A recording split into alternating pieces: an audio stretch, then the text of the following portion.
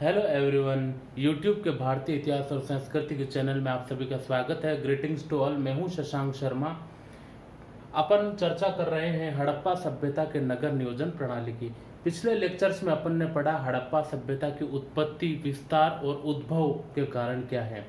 उसके बाद में हमने दूसरे लेक्चर्स में पढ़ा हड़प्पा सभ्यता की सामान्य रूप से नगरीकरण योजना का उद्भव कैसे हुआ, कि किस प्रकार नगरों का उदय हुआ, नगरों के उदय के होने के पीछे के क्या कारण थे उत्तरदायी, उसको हमने देखा कि किस प्रकार मनुष्य संघर्ष करता हुआ ग्रामीण परिवेश में पला बढ़ा और उसके पश्चात आवश्यकता ने उसे शहरीकरण की ओर जाने का मार्ग दिखाया।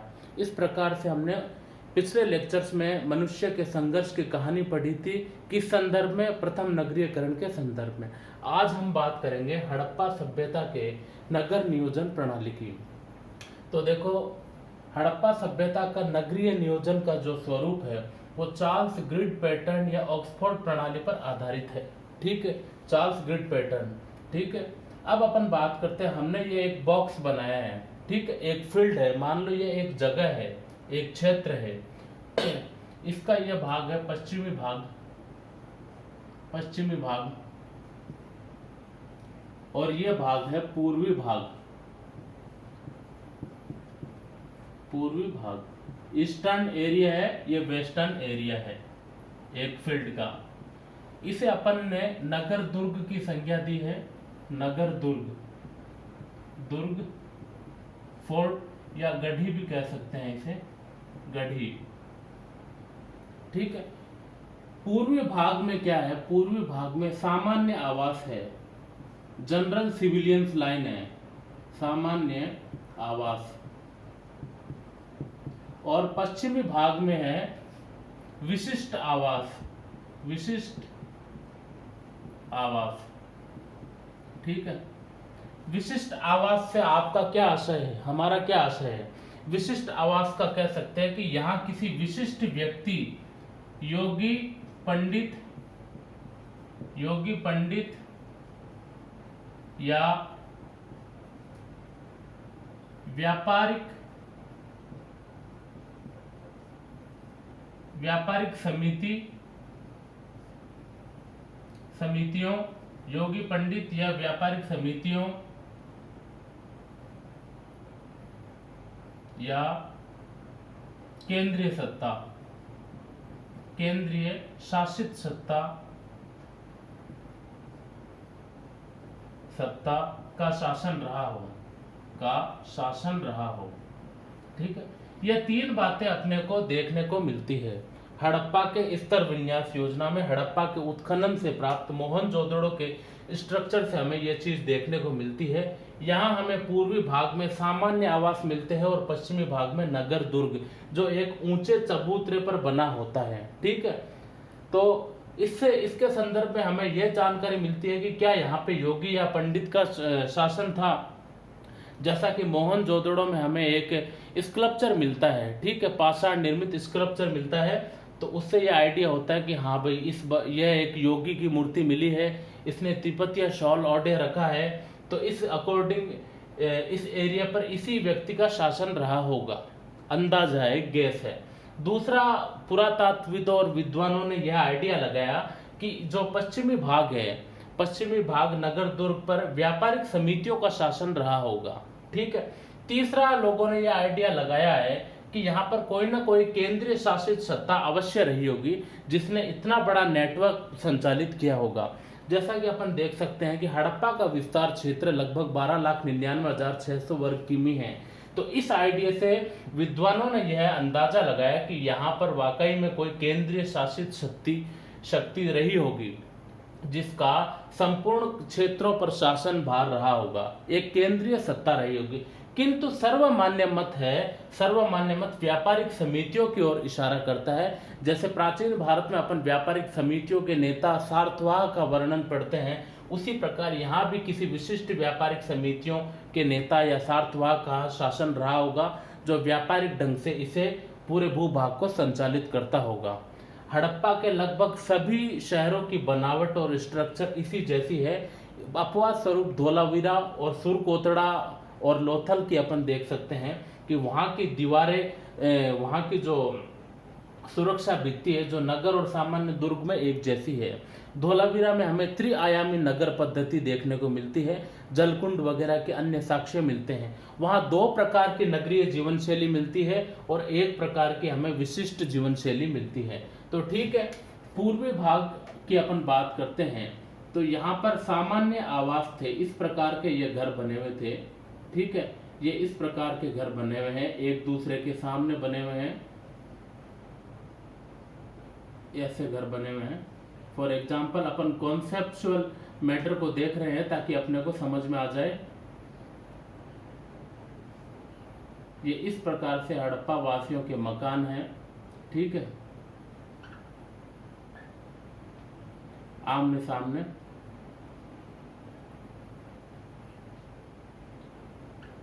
कुछ मकान एक मंजिला होते हैं तो कुछ मकान हमें बहुमंजिलों के भी साक्ष्य मिले हैं, 2 या 3 मंजिलों के भी हमें हड़प्पा में साक्ष्य मिले हैं, हड़प्पा सभ्यता में। तो ये इस प्रकार से हड़प्पा वासियों के घर थे। अपन ने एच कैटेगरी में बनाया है, जिससे अपन देख सकते हैं कि ये आमने सामने घर है। घरों के अंदर, सभी घरों के अंदर आंगन होते थे, ईंटों से निर्मित आंगन होते थे। और ये जो आंगन होते थे ये नॉर्मल होते थे, जबकि कालीबंगा के अंदर काफी अलंकृत, काफी सुसज्जित आंगन होते थे, फर्श होते थे। तो हर घर के अंदर आंगन होते थे, हर घर के अंदर 4-5 बड़े कमरे होते थे।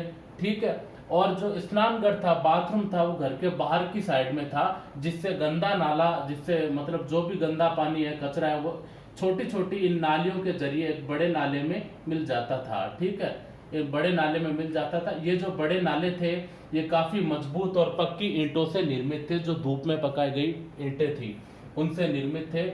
और घर का जो नाला होता था वह इन नालियों में, बड़े नालों में मिल जाता था। और इन बड़े बड़े नालों के अंदर ऊपर ढका भी जाता था, इन्हें पत्थरों से ऊपर ढक दिया जाता था। और इन नालों के बीच में मतलब स्पेस दे देकर क्या है कि मैन होल बना दिए जाते थे, जहां पर मोटा कचरा कलेक्ट हो जाता था। सफाई कर्मी आके उन कचरा को बाहर निकाल के कहीं दूसरी जगह फेंक आया था।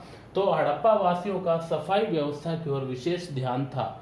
इन्हें महामारी से बचाव का पूरा नॉलेज था। ठीक है, कि भाई नगरों को किस प्रकार साफ सुसज्जित रखना चाहिए, किस प्रकार से महामारी का बचाव हो सकता है, इन सब पर इनका 100% फोकस था। ठीक है, अब अपन बात करते हैं सड़कों की। तो ये जो घर के जो दरवाजे थे ये संकरी सड़कों पर खुलते थे। इस प्रकार से ये सड़कें संकरी होती थी, यहाँ पर घर के दरवाजे खुलते थे लगभग।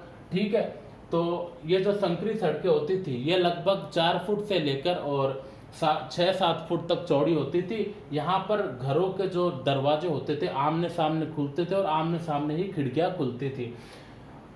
एक बात ध्यान देने योग्य है विशेष, कि जो घरों के जो दरवाजे और खिड़कियां ये पीछे की साइड या साइड की ओर नहीं खुलते थे।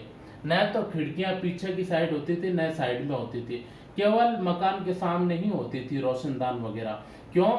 क्योंकि इन लोगों को अपनी प्राइवेसी का कहीं ना कहीं डर था। हड़प्पा सभ्यता की एक विशेषता रही है कि हड़प्पा वासी अपने प्राइवेसी पर विशेष ध्यान देते थे, प्राइवेसी का ज्यादा महत्व रखते थे। ठीक है, तो इसीलिए प्राइवेसी या चोरी डकैती या जो भी होती थी उससे बचाव के लिए ये अपने खिड़की दरवाजे सामने की ओर रखते थे, आमने सामने की ओर। बीच बीच में इनके खाली स्पेस होता था जहां कूड़ा करकट डाल दिया जाता था। जैसे जयपुर शहर में आप देख सकते हो, पुराने जयपुर में आपको कई मकानों के अंदर या कई मकानों के एरिया में बाहर थोड़ी सा स्पेस मिल जाएगा, जहां उस स्पेस में कचरा वगैरह डाल देते थे, सफाई कर्मी उसे साफ कर दिया जाता था। और यहाँ पर बड़ी बड़ी चौड़ी सड़कें होती थी। ठीक है, बड़ी बड़ी चौड़ी मजबूत सड़कें होती थी, ईंटों से निर्मित पक्की सड़कें होती थी, जो लगभग ये मान लो आप, ये जो सड़कें होती थी ये लगभग 8 से 10 या 11 फुट तक की चौड़ी होती थी। ठीक है, तो इन चौड़ी सड़कों से क्या है कि आप पश्चिमी भाग वगैरह में जा सकते हो। ठीक है, यहाँ पे जा सकते हो। और हड़प्पा सभ्यता की दूसरी विशेषता है, यहाँ पर ईंटों का आकार 4:2:1 में दिखाई देता है। ठीक है, और ईंटें पक्की मिट्टी से बनी थी, पक्की मिट्टी से बनी थी, पक्की। ठीक है, और धूप में पकाई गई थी। ठीक है, एकदम मजबूत जली हुई मिट्टी कह सकते हैं अपन। और खुले सांचे में तैयार हुई हुई ईंटें होती थी। ईंट विशेष, ईंटों का मानकीकृत ढंग यही है 4:2:1। काफी अपने कह सकते हैं कि ज्योमितीय ढंग से अपने को बिल्डिंग कंस्ट्रक्शन और आर्किटेक्चर मिलता है हड़प्पा का। लगभग सभी शहरों की बनावट एक जैसी है। अब बात करते हैं अपन पश्चिमी भाग की। तो पश्चिमी भाग को अपन दुर्ग, नगर दुर्ग की संज्ञा देते हैं। यहाँ पर अपने को जलाशय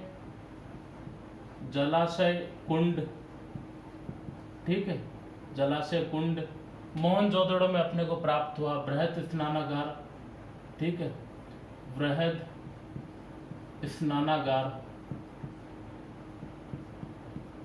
जिसका कोई धार्मिक पर्व से ज्यादा संबंध है, कल्चरल प्रोग्राम से, कि ये लोग कोई कल्चर होता तब उसमें नहाते थे, ठीक है।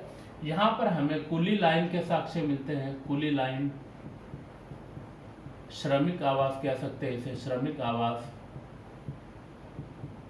और स्तंभ युक्त राजप्रासाद, यानी महल, जिसकी अपन बात करते हैं कि इन तीनों में से ये महल किसका होगा, तो अपन कह सकते हैं कि व्यापारिक समितियों के अपने महल होते थे, उनके अपने मजदूर कुली लाइन श्रमिक आवास होते थे। यहाँ पर अन्नागार के भी साक्ष्य मिलते हैं, बड़े बड़े अन्नागार, विशाल अन्नागार के साक्ष्य मिलते हैं।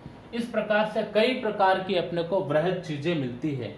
कुल मिला के कह सकते हैं कि यहाँ पर माल गोदाम होते थे, कुली लाइन्स होते थी, श्रमिक आवास होते थे, ठीक है, मजदूरों के घर, और बड़े बड़े स्तंभ युक्त राजप्रासाद होते थे, जहाँ पर व्यापारिक समितियों के नेता राज करते थे, उनकी महफिलें लगती थी, ठीक है। और यहाँ पर सामान्य आवास होता था, ये लोग अपने ढंग से व्यापार वाणिज्य करते थे और इनके नियंत्रण में रहते थे।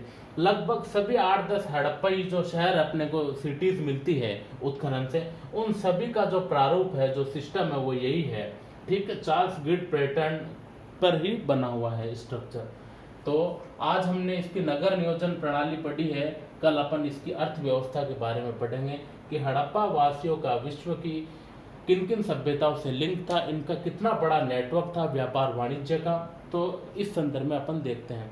हमने इसके संदर्भ में बेसिक चर्चा की थी कि भाई मेहरगढ़ के माध्यम से और मतलब ग्रामीण संस्कृतियों के माध्यम से हड़प्पा का विकास हुआ है, ठीक है, और विकास हुआ और शहरी योजना इस प्रकार की है, ठीक है। आप गूगल करके देख लेना मोहनजोदड़ो हड़प्पा के स्ट्रक्चर, मोहनजोदड़ो के स्ट्रक्चर आपको सभी स्पष्ट रूप से दिखाई दे जाएंगे। हर घरों में हमें कुओं के साक्ष्य मिलते हैं, किंतु कालीबंगा में हमें कुओं के साक्ष्य नहीं मिलते। हर घरों में अपने को बड़े बड़े स्नान घर और 4-5 कमरे और 1 मंजिला 2 मंजिला मकान के भी साक्ष्य मिलते हैं। धोलावीरा से अपने को त्रिआयामी पद्धति मिलती है, ठीक है, और भी कई प्रकार के साधन अपने को देखने को मिलते हैं। अब इसके बारे में अपन विस्तृत रूप से अर्थव्यवस्था में चर्चा करेंगे। हड़प्पा वासियों का जो संबंध रहा है वो दजला और फरात नदियों के किनारे इराक की मेसोपोटामिया की सुमेरियन सभ्यता से रहा है, बेबीलोन से रहा है, और साथ ही मिस्र की नील नदी घाटी की सभ्यता से इनका संपर्क रहा है। साथ ही पूरे संपूर्ण अरब की खाड़ी देशों से इनके काफ़ी लिंक रहे हैं। वहाँ से क्या है कि आयात निर्यात का कार्य काफ़ी अच्छा फलीभूत रहा। तो थैंक यू वेरी मच। आज के लिए इतना काफ़ी है। कल अपन अर्थव्यवस्था के बारे में चर्चा करेंगे। अगर आपको पसंद आए हैं तो प्लीज़ लाइक करना, शेयर करना और सब्सक्राइब करना। Okay, thank you very much for hearing me.